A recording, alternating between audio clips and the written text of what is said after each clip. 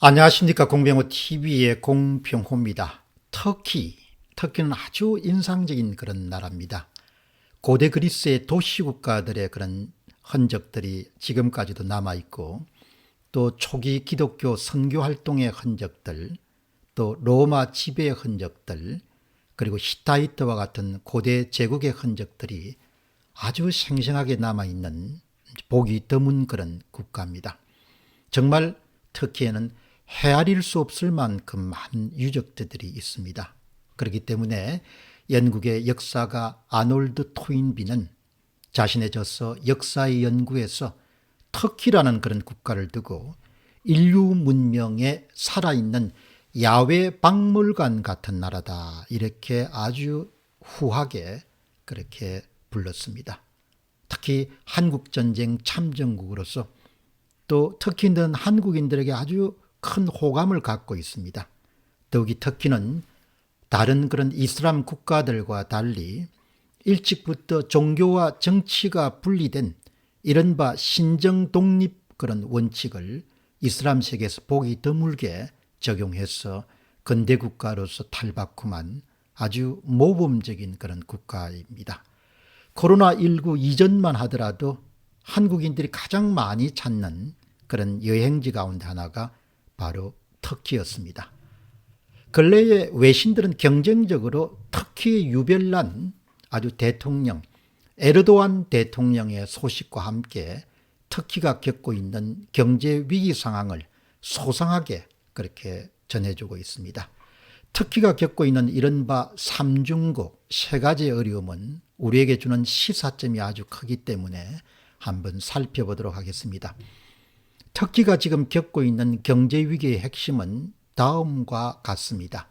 터키 경제의 화폐인 리라화 가치가 아주 크게 폭락하는, 절반으로 뚝 떨어지는 그런 아주 위기 상황입니다. 그리고 물가가 엄청나게 오르는 급등 상황입니다. 그러니까 불안감을 느낀 그런 주식 투자자들이 돈을 빼기 때문에 주가 하락이 동시에 발생하는 삼중고 현상이 경제 위기의 일종의 전초 단계를 그렇게 경험하고 있습니다. 현재 세계 거의 모든 국가들은 코로나19 극복 과정에서 발생한 막대한 통화 팽창 때문에 인플레이션을 겪고 있습니다. 물론 나라마다 좀 심하게 겪는 경우도 있고 좀 이렇게 덜 겪는 정도 있습니다만은 보편적으로 통화량이 늘어나서 인플레이션을 겪고 있습니다. 결과적으로 이제 각국은 그와 같은 인플레이션을 두려워하기 때문에 물가 급등을 억제하기 위해서 금리를 올려서 돈을 회수하는 그런 정책을 펴고 있습니다. 그리고 그것이 바로 경제 이론이 조언하는 바입니다. 통화량이 크게 늘어났을 때는 금리를 올려서 결국 통화량을 회수해야 되고 또 그런 예금 수요를 줄여야 된다, 이렇게 이야기를 하고 있습니다. 그런데 유독 터키만은 아주 독주를 하고 있습니다. 기준금리를 인하해서 거꾸로 가고 있는 그런 정책을 펼치고 있습니다. 기준금리를 인하하게 되면 자국 화폐의 리라화 가치를 폭락시키게 되고 또 올 한 해만 하더라도 리라화 가치가 거의 50% 이하로 떨어졌습니다. 그러니까 100원짜리가 50원 이하로 가치가 떨어진 겁니다. 여러분께서는 상상할 수 있겠습니까? 여러분이 갖고 계시는 그런 재산이, 자국 화폐로 표시된 재산이 50% 이하로 떨어진 겁니다. 한 해 동안 갖고 있는 화폐 가치가 절반 이하로 뚝 떨어지는 상황은 상상하기가 쉽지가 않습니다. 그리고 또 기준금리를 인하하게 되면 시장에 돈이 또 더 풀리기 때문에 또 물가가 폭등하는 일은 아주 자연스럽게 일어나게 됩니다. 그래서 이제 불안감을 느낀 투자자들은 터키의 주식시장에서 돈을 빼면서 주가가 폭락하는 그런 연쇄 반응들이 지금 일어나고 있습니다. 12월 17일 하루 동안만 하더라도 주가는 8.5% 정도가 떨어졌습니다. 주식 투자자들은 다양한 경제 주체들 가운데서도 비교적 정보에 밝고 신속하게 반응하는 편에 속합니다. 한 전문가는 터키 사람들이 주식시장에서 자금을 빼는 것은 국내 자본 유출의 가속화되는 것을 뜻합니다. 그러면 당연하게 외자계 투자자들도 돈을 빼는 상황이 발생할 수 있겠죠. 우리가 이제 특별하게 주목해야 될 점은 특히 경제 위기의 근본 요인은 바로 대통령이라는 사람에게 있다는 것입니다. 레제프 타이프 에르도안 대통령의 신념과 언행에서 이 같은 터키의 삼중고가 발생했다, 이렇게 볼 수 있겠습니다. 에르도안 대통령은 자신이 경제에 대해서 아주 확고한 그런 신념을 갖고 있는 사람입니다. 제가 신념이라고 표현했지만 일종의 솔직하게 표현하게 되면 개똥 경제 철학입니다.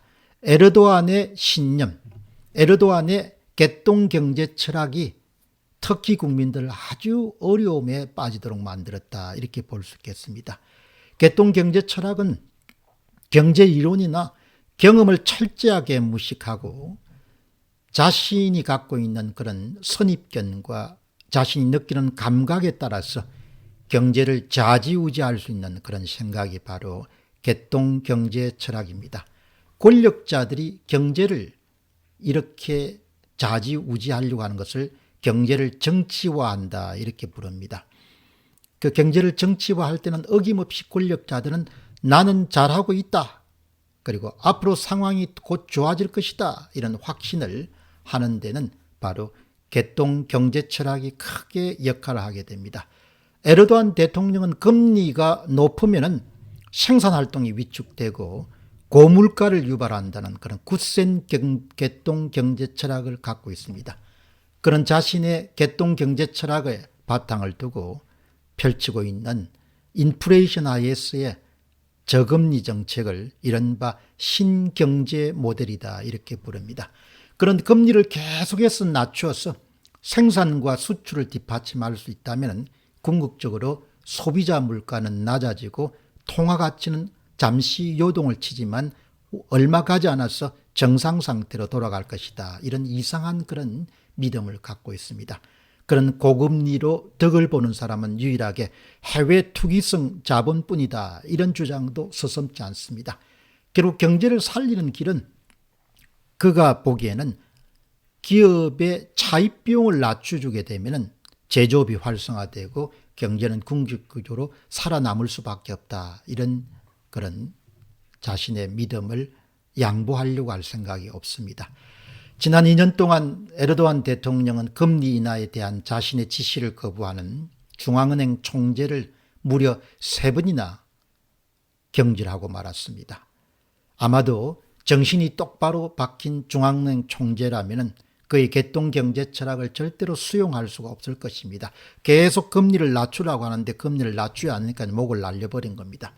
그런데 문제는 앞으로도 에르도안 대통령이 자신의 개똥 경제 철학을 포기할, 거두어들일 그런 조짐이 전혀 보이지 않는다는 사실입니다. 그는 늘 이렇게 강조합니다. 금리 인하에 대해서는 절대 타협하지 않겠습니다. 정부의 경제정책을 국민 여러분께서 믿어주시기 바랍니다. 에르도안 대통령을 보면 대한민국의 누구가 생각나지 않습니까? 부작용이 속출하는데도 불구하고 정책을 절대로 굽히지 않는 것이죠.